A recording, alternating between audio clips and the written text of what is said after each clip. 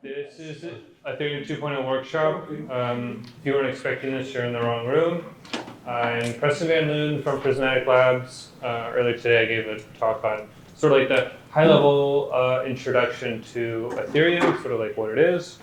I'm opening up some stickers here, and if you ask me a question, you can have one. And if you don't, you have to tell me why you didn't ask a question, and you can have one. So, let's go and get started. Because there's like really a lot to talk about, and after this I want to show you guys what our testnet looks like.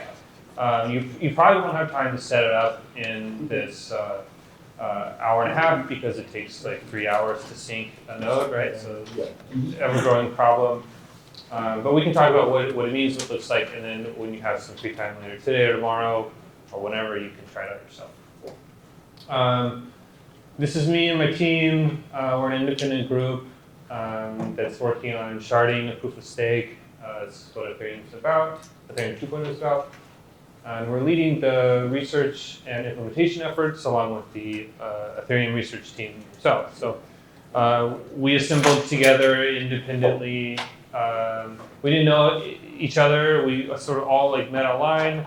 We were all really passionate about this idea about working on Ethereum 2. So we kind of just started working on it at the beginning of 2018. As time went on, like, we wanted to do this as just like a moonlighting project, and then it very quickly spiraled to like an obsession where we're working on it all the time with our full-time jobs. And then by the end of 2018, we had all quit our jobs to just work on it full-time, because we just, this is what we want to work on. Nothing else matters. Like, this is exciting. We're really passionate about it. So, let's try that. Okay, so what does it mean to scale Ethereum? Like what are we talking about? Like, why do we need to do this? What does it mean? What is this stug? What is Fred all about? Let's take a look at like today's transactional throughputs, right? So in theory, each of these systems can run at these numbers. So Bitcoin can do 7 transactions per second. Ethereum could do 27 per second, and Visa can do some like really high number. We don't know exactly this. They aren't going to tell us, and it gets better all the time, I'm sure. But on average, this is what we observe. We see that Bitcoin's doing about 3 transactions per second, Ethereum 12, and Visa claims something like 1,600 transactions per second. So if we're meant to displace Visa as like this, they're centralized, so we want to replace it as like a peer-to-peer, with a peer-to-peer payment system, we have like a really long way to go. We're not even close. Same thing with block times.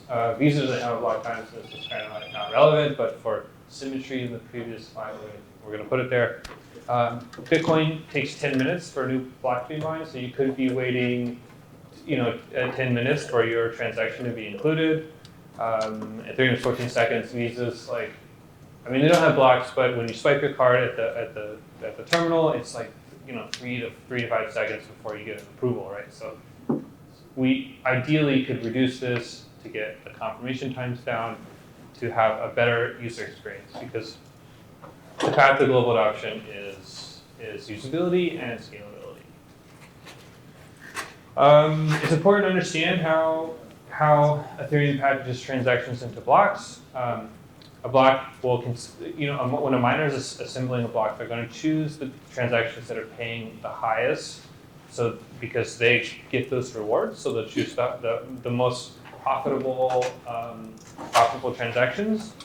They can also vote on the gas limit. So the gas limit is this arbitrary limit that sort of explains that you can only fit this many operations into a block, because otherwise it gets more computationally expensive or larger data-wise. But as time moves on, we may want to adjust it. So the protocol has an algorithm built in that the miners can move it a small fraction, which is 1 in 1024, either up or down. But the default algorithm for adjusting the gas limit is a moving average of the last 1,024 blocks times 150%. to the point that it's at least 4.7 million blocks. So this is important because, well, we're going to find out in a second. And this is kind of a look at the history of gas. This is kind of an old image from last year, but you can see that there's hardly any movement going on most of the time, and then it looks like the community and the miners come to an agreement, like, oh, we need to raise the gas limit so they can bump it up, but it is, even though it looks like a large cliff, it's moving over several days, so it takes a couple days to, we can only move it by one in 1024. So how can we scale? What are some ideas to move faster, to have faster transactions per second, while also satisfying this blockchain tri-limit? So some features of a great blockchain are that it's scalable, it's decentralized, and it's secure. If you're giving up something here, you're not perfectly satisfying this problem. So if we wanted to get instant scalability, well, we could run everything on like a centralized server. We can go rent some AWS servers, and they're really fast, and that works, and it would be secure because we secured it and scalable, but it's not decentralized. Same thing if we lowered the security barrier, if we took out proof of work and just made blocks as fast as we could, well, that's still could be decentralized, but it'd be really chaotic and not very secure. So this is kind of the thing we're always thinking about when we're trying to design the next iteration of Ethereum. So here's an idea. If gas limits, the number of transactions we can fit, why don't we just increase it? Instead of 8 million, why isn't it 80 million? Well, more transactions in a block mean that it's requires more computation to process, and when you're asking every node on the network to process every block that ever existed, this makes the hardware requirements go up. So that decreases the decentralization because you're asking people to buy more expensive hardware. It's kind of ruling out a lot of existing machines. So cool idea, but it's not going to work. Well, why don't we just decrease the time between blocks? If for Ethereum it's 14 seconds, why don't we just make it, 1 second? That would be cool, right? That's 14 times speed up. Well, the problem with that is that now we're having blocks come in really quickly, and they could be coming in at the same time. This is a probabilistic algorithm to solve proof of work. So that kind of makes it less secure because we have these different forks building, and we're trying to decide which block should we build off of. You may think that your chain is the best, and then another one comes along real quickly, and it's just ends up being a little too messy, and it's not as secure. So that's a great idea, but it's not going to work. And so I just want to throw this back into you again. We're trying to satisfy this, what we call a tri-limit. So talking about scaling still, there's really two types of scaling. There's scaling on the protocol layer, which is on-chain layer 1 scaling. This is harder to implement because upgrading a decentralized protocol is pretty difficult. You have to coordinate with everybody to do any kind of radical or breaking change. But it benefits everyone, even including the layer 2 solution. So layer 2 would be taking some of the work that we would do on chain and moving it off. So you can think of things like having a state channel where you and I open up a channel, we transact as much as we want, and then when we're done, we let it back. That's like the Lightning network. So that's a great idea. It's can open up some scalability, but it doesn't quite solve the tri-limit because you're usually making some kind of trade-off, and sometimes it's worth it for that. So it's to be used with consideration, but the protocol layer scaling is what we're really here to talk about, what we're really excited about. Ethereum 2.0. So this is the transition. From Vitalik, the creator of Ethereum, what is Ethereum 2.0? Well, it's a big multi-year-long upgrade to massively increase the blockchain scalability through sharding, increase security through proof of stake, improve programmability by changing a bunch of technical things that got wrong, so like the EVM and things like that. So what this means is that we're basically starting everything over. We're taking the system that we did and we're going to rewrite it with all the lessons we've learned over the last 5-6 years, and just like make it something that's truly going to be to satisfy the dream of a world computer on a global scale. So there's three initial phases to Ethereum 2.0.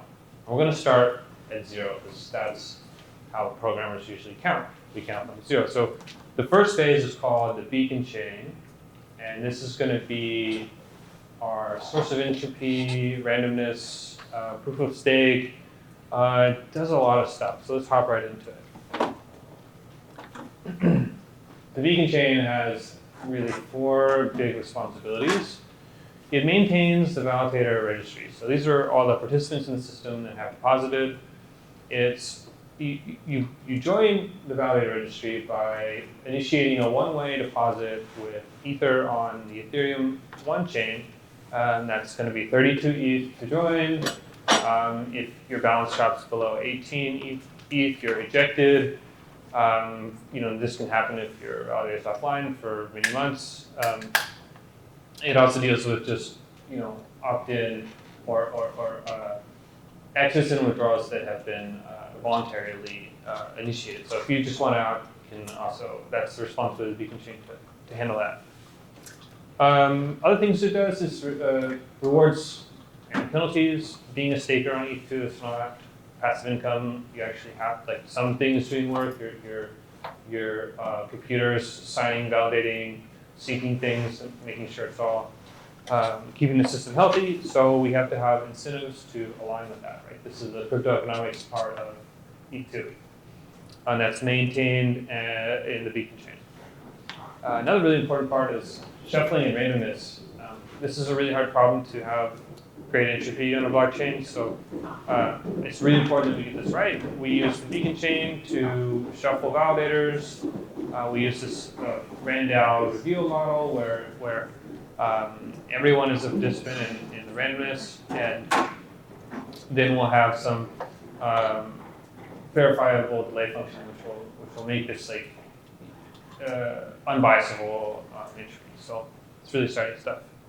And the final piece is that with proof of stake and with Casper FFG, we get what's called finalization, which means that once a chain has been finalized, nothing can build on top of a prior block. So there's no chance that there can be a longer chain or a chain reversion on a block that's already been finalized.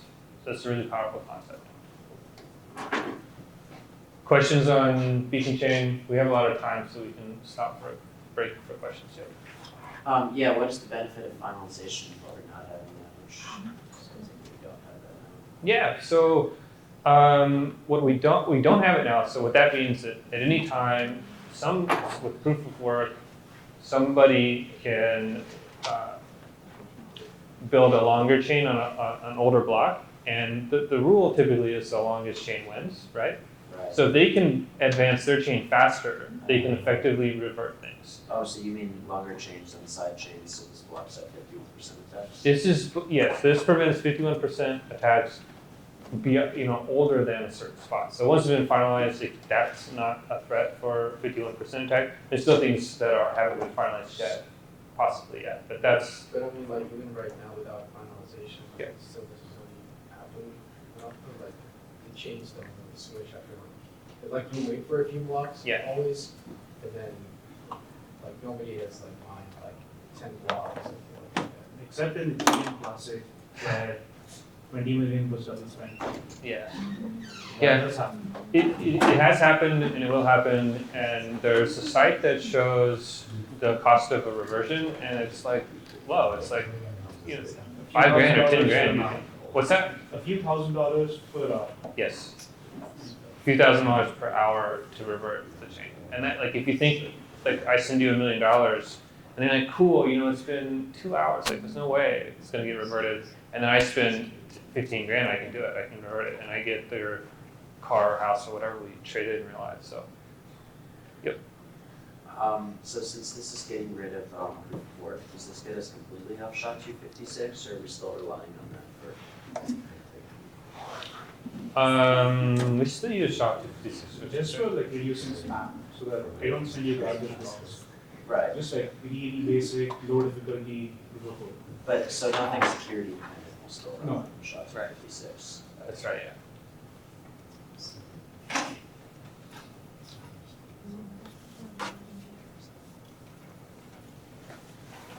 Okay, let's talk a little bit more about Casper. Casper is a proof of stake mechanism that we'll use. It's a lot more energy efficient than proof of work, right? So we're not really solving these computationally expensive algorithms over and over again. We're not hashing repeatedly. We're just, testing and validating things that are going on in the system. It also has a lower barrier to entry. If you recall last slide, it's only 32 ETH to become a validator, to become like a block producer. And being a block producer in Ethereum today means you have to be really lucky as a miner, or you have to spend a lot of upfront costs on mining hardware. So basically building a mining farm or building up a mining pool or something, and that's kind of like centralizing effect. So having a lower barrier to entry is going to improve the decentralization of things. Okay, so let's talk about the process to become a validator. The first thing you're going to do is send 32 ETH to what's called the deposit contract. This is a burn contract that's on Ethereum, and once you send the money to it, it never comes out. That's where it goes forever. It's effectively burned. And it's in this like one-way bridge. So nodes on the Beacon chain are monitoring this contract and looking for these types of deposits. So it will see the deposit, and then we'll wait for this voting period, right? So we need ETH2 to come to an agreement on what we think is going on the ETH1 chain. And once we've gone to this voting period and we've all come to an agreement that this is what's going on, we wait for finalization. So checkpoint is updated in the finalized chain, and then your deposit is put into an activation queue, right? So this activation queue is to have sort of to prevent too much churn from people exiting and entering suddenly. So this just kind of keeps things predictable. Once you've been processed to the queue, takes a few minutes there, and then you can activate it. So I think with the current parameters, the minimum amount of time, so if there's no queue at all, it's about 2 hours, a little bit over that in the mainnet configuration. Questions on joining validator set? So like as a validator, when you get activated, it's like the account gets activated, like as a validator, like what is it? Because like when you mine, you just kind of like join, like just solve the puzzle and shit, send the data out. Yeah. But then here, like who is the validator? How? Yeah. So the question is like. So let's say like I happen to be an address, Yeah. right? And I just like send it to the contract. Like how does this contract come back? Like, what's the like? Do you send like a message with it or? Yeah, that's a good question. So when we I left that apart here. So when we sent the 32 ETH, we also sent a proof that we control some keys on Ethereum 2. So this is Ethereum 2 private public key pair. And once it gets put into this queue, your effectively account has been you've been put into the registry. You're just not active yet. And once you become active, then you start having work to do, assignments to do. And if you're not doing them, then you get penalized. So that's the activation part. Does that answer the question? Yeah, that makes sense. Okay. Yep. Is this running right now on mainnet? It's not on mainnet yet. We have a test network that's the parameters are just turned down a little bit. So instead of 32 ETH, it's 3.2. It's all testing ETH, so it doesn't have value. And the activation time is reduced to like 10 minutes or something. So now waiting around forever. Well, for 2 hours.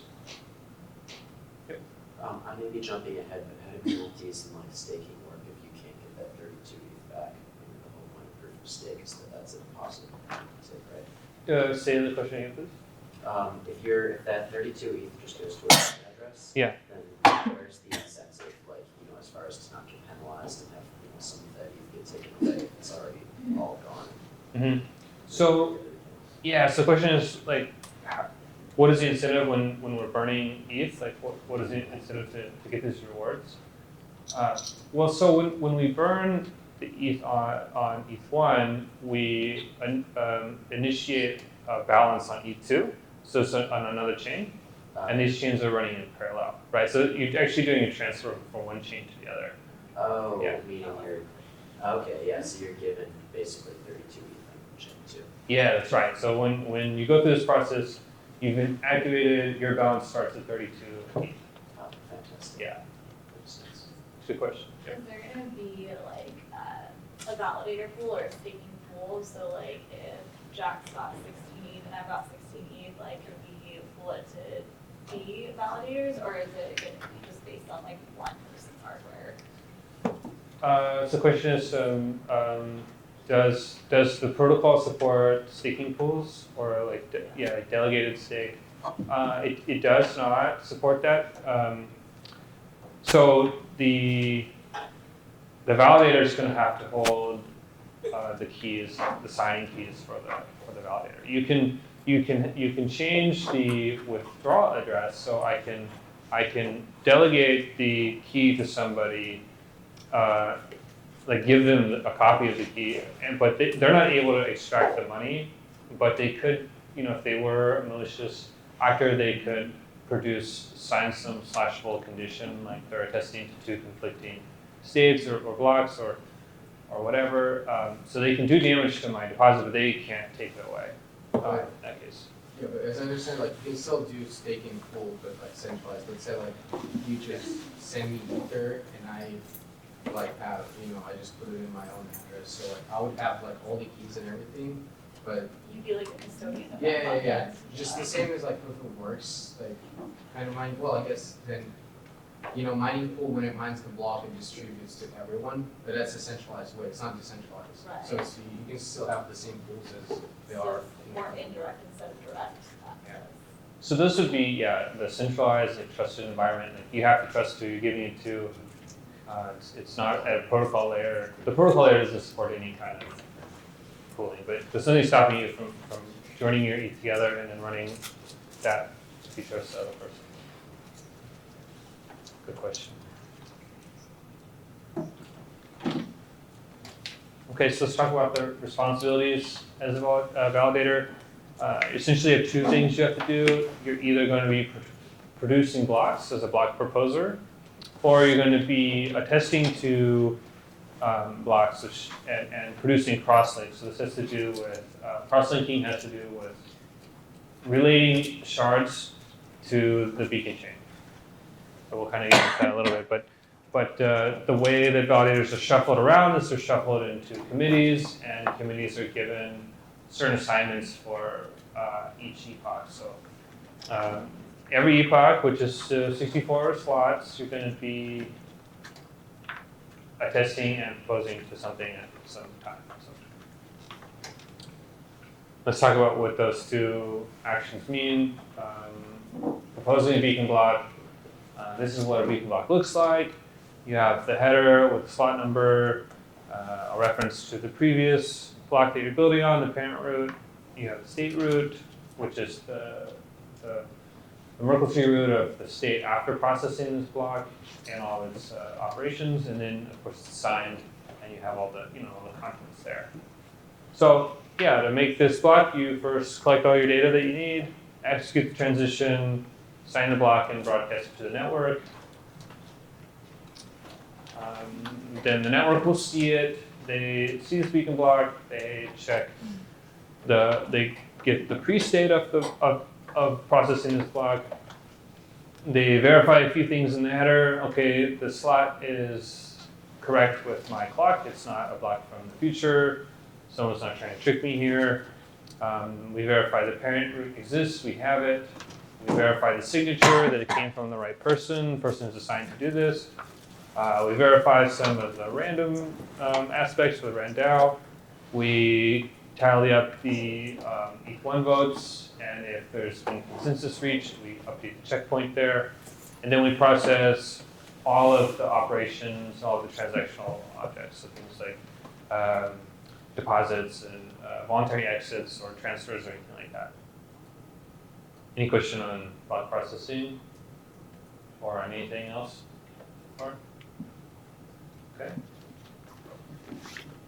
All right, so the next thing we do is we can be testers. So we're testing to basically what we think the head of the blockchain is. This is using the LND Ghost algorithm, where we decide, what is it stands for latest message-driven greediest observed subtree. Basically, yeah, you have to look into that because it's kind of, we're not going to go into it today, but the point is here that we're using that algorithm to run what's called the fork choice. So we're deciding on which of these like complicated forks is the one that's the most voted on, the one that's supposed to be the head of the chain. We're going to advance that block, the heaviest chain, and contribute to this process and reaching finality. Here we'll just collect all our data. A unique thing about attestations is they can be aggregated with the cryptography library we're using. So many people can produce the same object, and we can combine those signatures. And the aggregation bit field represents the indices of who signed it. So we can verify those keys against verify the signature against their public keys. Okay, so looking at rewards, I think this table is a little out of date, but some things to know is that proposing a block is a little bit more, I think a little bit more expensive in terms of like what you have to do. So the reward is slightly more than if it was an attestation. The rewards and penalties are calculated every epoch, so it's not on every block, it happens every 64 slots. And the key part about finality here is that if the system is getting into trouble, if there's this condition where we're not reaching finality for some reason, maybe let's say 2/3 of the validators are offline, or 50% of them are offline, we need to get the system back to a healthy state as fast as possible. So we'll start, once it's gone past 4 epochs and we still haven't got finality, not enough people are participating, then we're going to start increasing penalties exponentially. And the idea here is that if you're offline causing part of the problem, then you're going to be penalized even heavier, and this is likely caused by some like centralization. So if everybody in this room put all of their validators in this room, and then campus loses power, we might be responsible for causing unhealthy conditions in the system, so it's going to be penalized heavier until it can be, until either they're ejected or the things come back online. Quick look at the table if you're interested in these numbers. With 1 million ETH validating, you're yielding on a personal level 18%, just about. With 3 million, it's like 10%, and then it sort of diminishes as more people get in the system. So the earlier you are, the higher the rewards, but maybe higher the risk. I don't know. That's not up to me, but just for your thoughts. Any questions? Yeah. Yeah, what do you project this to go up to in a couple of years total? Do you know? I think it's like a market equilibrium. So, I mean, So just equilibrium with like bond markets. yeah, like as long as it's profitable to that rate of return, like you still have to, keep your machine running. Right. So, as long as it covers the cost and you're willing to accept the risk, it should just work out. Yeah, this is kind of like we won't know it until we try it kind of thing. I think it's going to come to like the point where it's only slightly more profitable than it is to run it.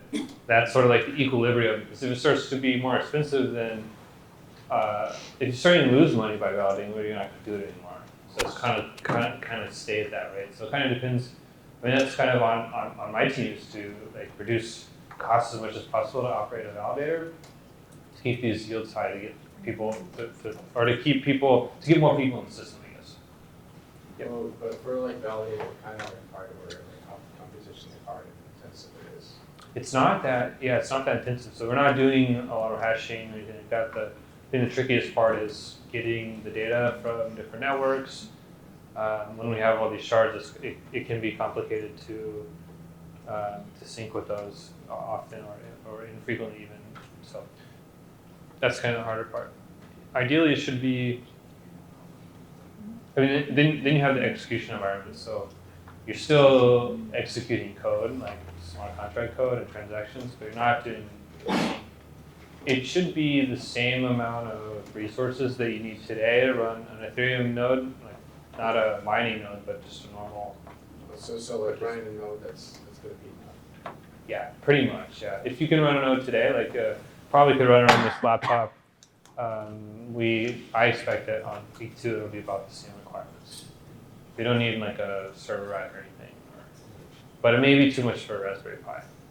To be determined. Yeah, So. because you can run like Bitcoin node on Raspberry Pi. You just need memory. Yeah, but Bitcoin only does 3 transactions per second, right? Well, So we're trying to do 64 times of what we do today, so 600 something. It's gonna be might be tough. I don't know. We'll see. just another question about the return. How does the reward get paid? Like, is it every block? Or It's every epoch, right? So the rewards are calculated every epoch, and this is issuance, so it's paid from the system. We just like do ETH to the validators. What is finality? Finality, right? So this is part of the proof of stake algorithm. So when enough validators have agreed on something, it can be considered final. It means that nothing can be reverted for that.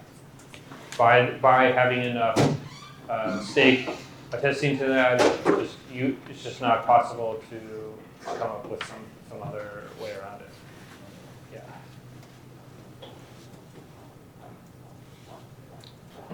Okay, so going to the next part, into phase 1. Shard chain, so actually bringing sharding to the proof of stake system. So if you think about the beacon chain and the shards and their relationships, well, they're kind of in this like hub and spoke model, where they're all cross-linked through this single. It's like the kind of like the backbone of the whole system.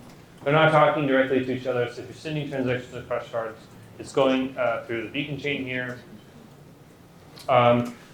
We were thinking about doing 1024 to start, but it's looking like we'll do 64. And in phase 1, it's just going to be the data. It's not going to be state execution or contracts or anything like that. It's just going to be data layer. So it's just not too complicated to launch out right after phase 0.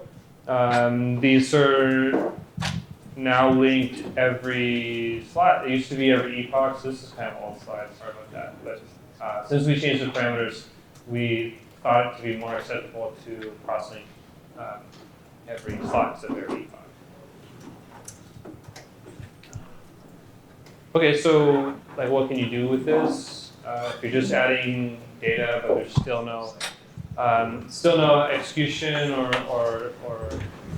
contracts or anything like that, like what are we doing? So you can with having this immutable data layer, you can do things like a zero knowledge rollup or a rollup of rollups, and these are like rolled up transactions that can be proved with zero knowledge, and they're stored on chain, they're immutable.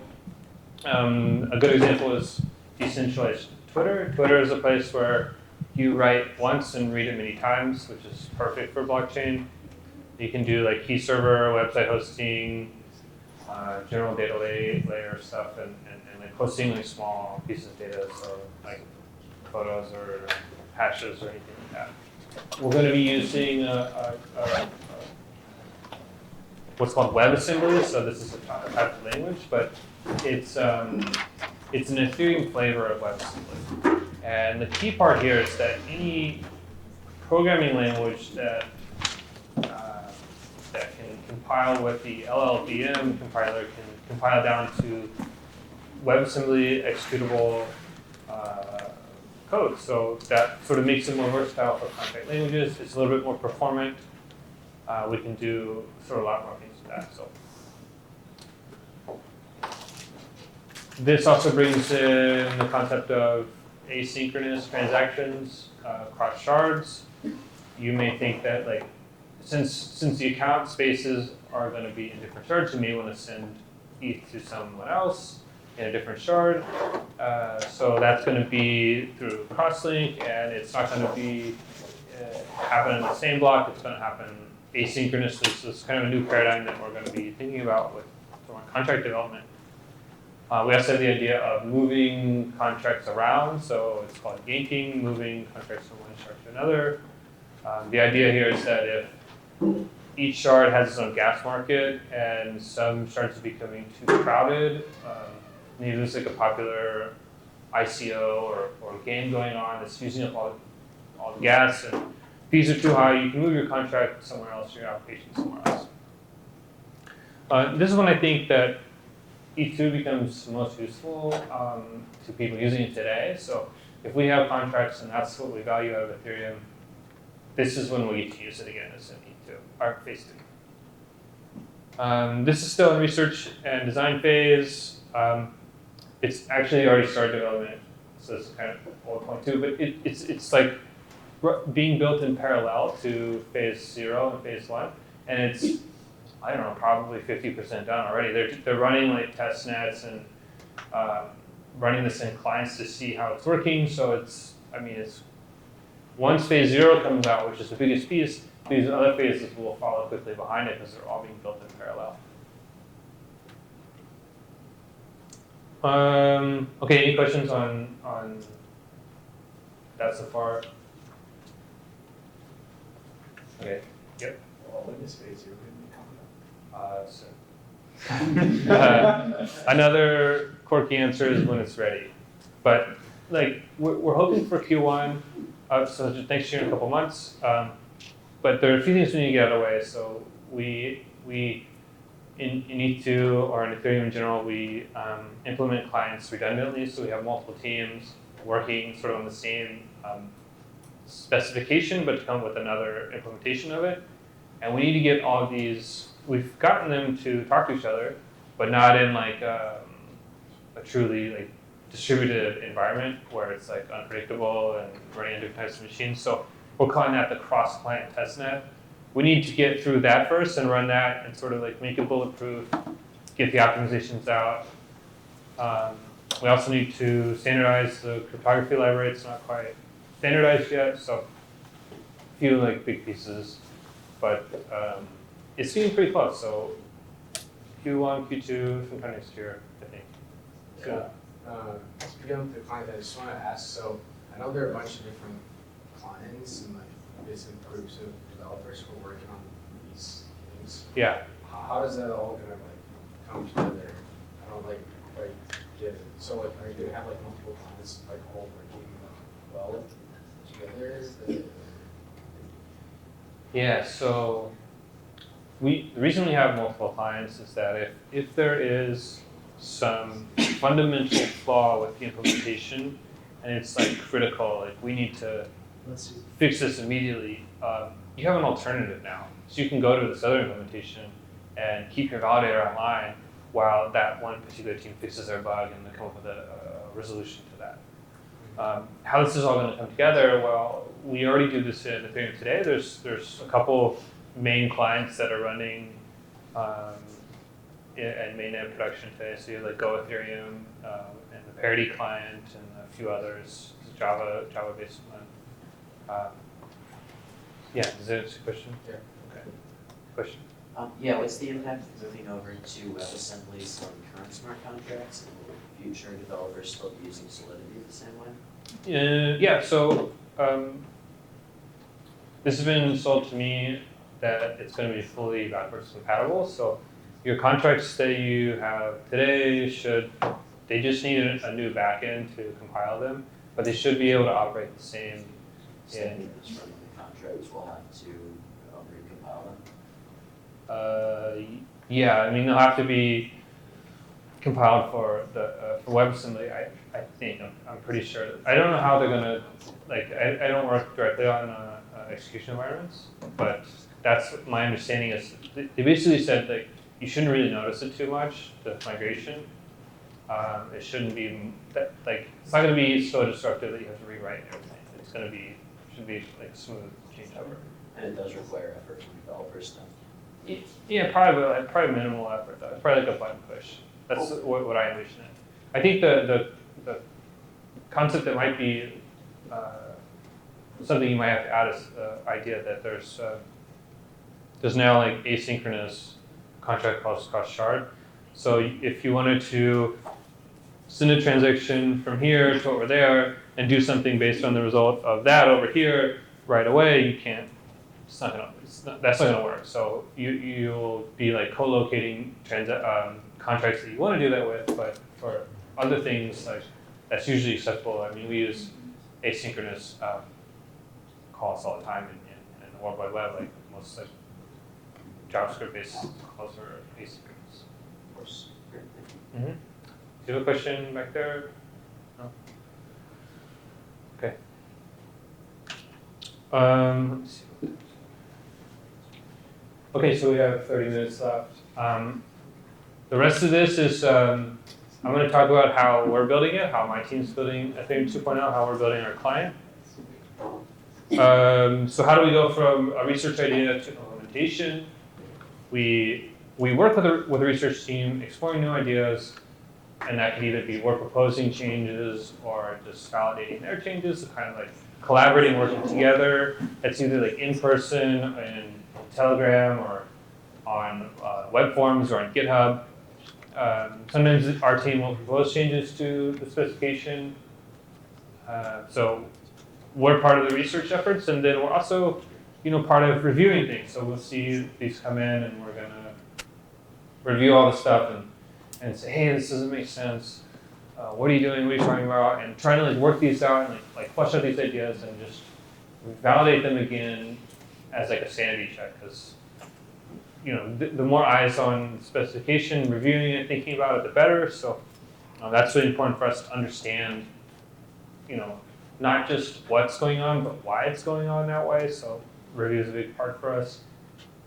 And then once we have this complete understanding of these new features in the specification, we design an implementation for it, because it's not always like, the spec says, when you see this, add these two numbers together and then set the result over here. We're going to think about it and say, like, what are some ways we can do this and take advantage of more like clever strategies. So maybe we have some caching here, or there's a faster way to do it, or if we can rename things to be a little bit more, idiomatic or just easier to understand. So we take a lot of time to design our features, even though we have a specification that kind of says or recommends that you should do it this way. We still take time to design these features. So we do all this on GitHub. It's all in public domain. Everything's open source. It's pretty cool. Talking about the feature lifecycle again. Here you can see this block of code for designing the rewards and penalties processing. So when there's a new state that comes through, we're going to calculate all the penalties. Well, this went through a whole phase of things. So we have like a design document which talks about like, where should this code go? What things do we take advantage of? What trade-offs have we considered? And sort of why are we going to build it this way? And also what we're doing to build it that way. Then we break it up into smaller pieces. Like, can the team work on this collaboratively in parallel so we can get it done faster? We use tracking issues to do that on GitHub. Then we go through the implementation. It gets code reviewed very thoroughly from multiple people on the team.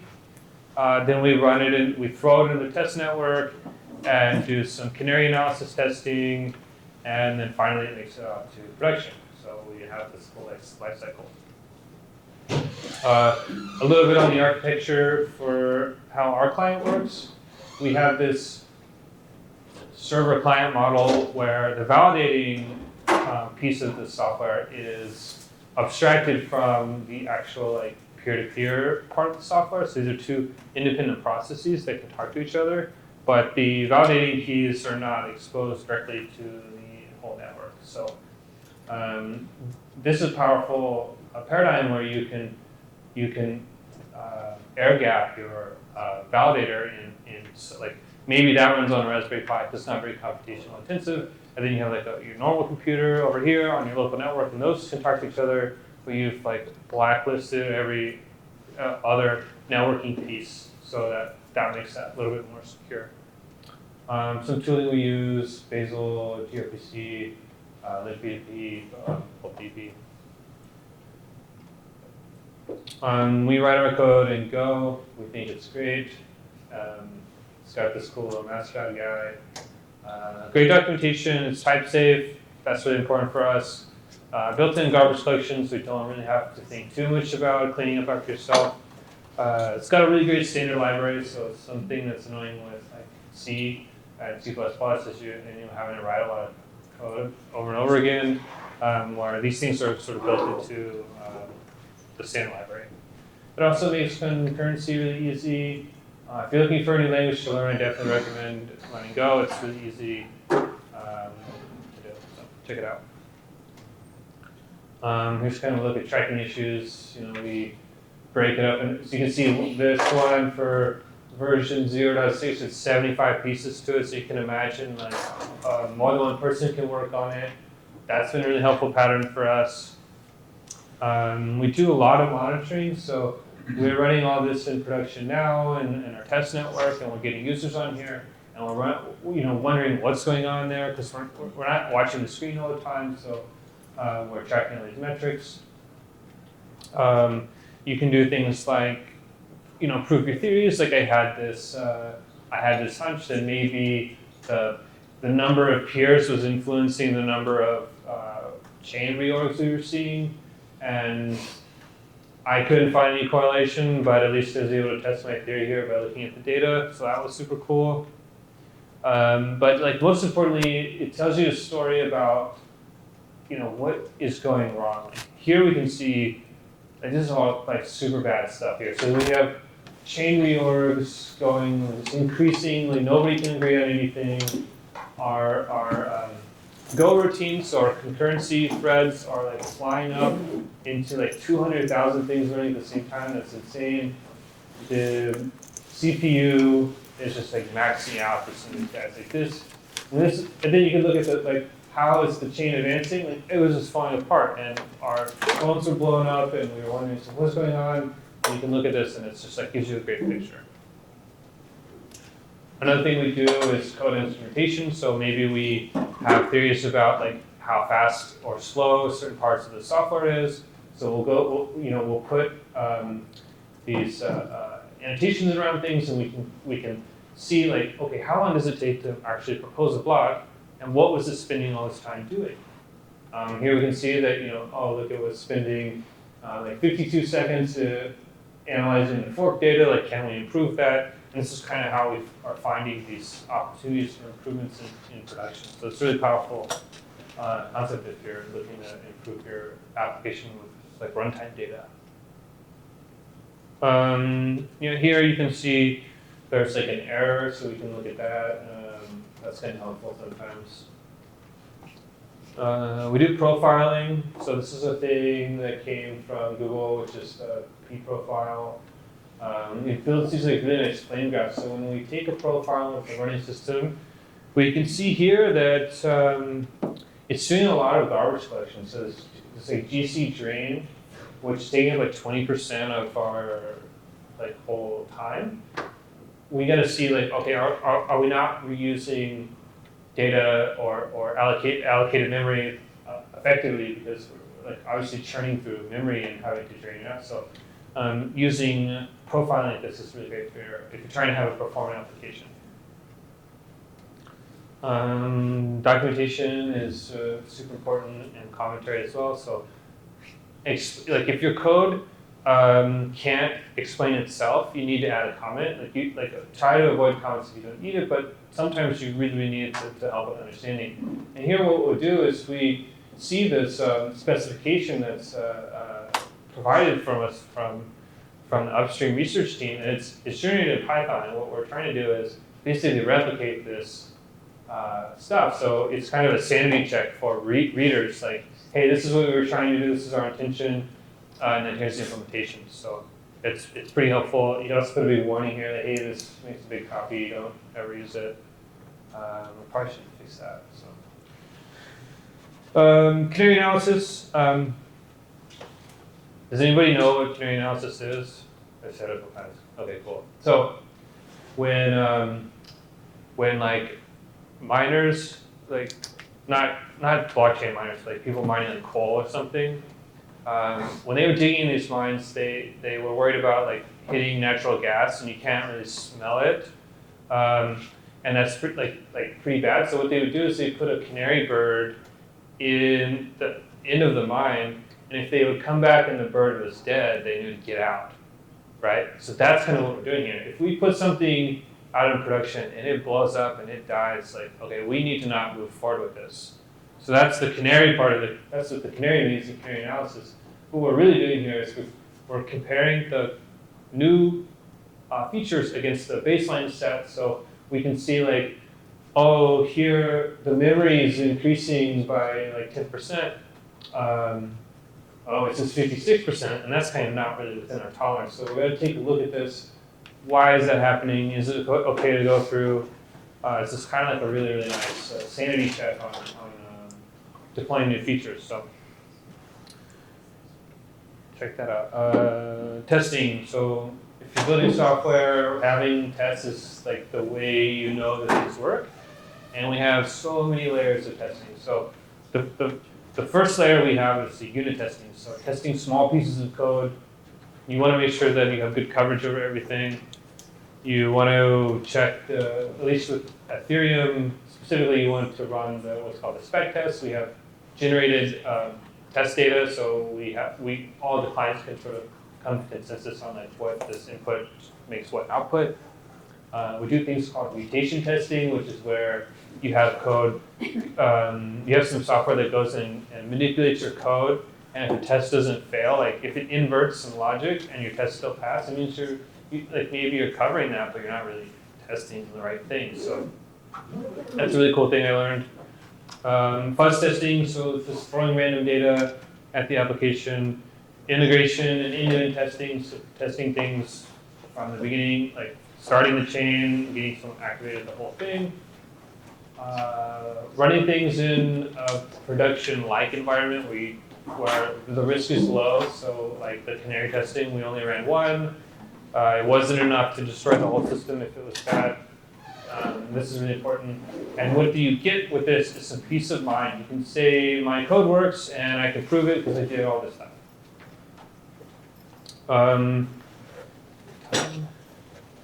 Everyone does code review. Code review is really important. If you're working on a project and your code review thing is like small or zero, like something's not right. You need to be reviewing each of this code. Everyone should see everything, understanding it, making sure that it works. You can catch a lot of bugs by just reading stuff. So this is super important for us. Yes, if you want to build on E2 today, I think there's supposed to be a picture here, but it's missing.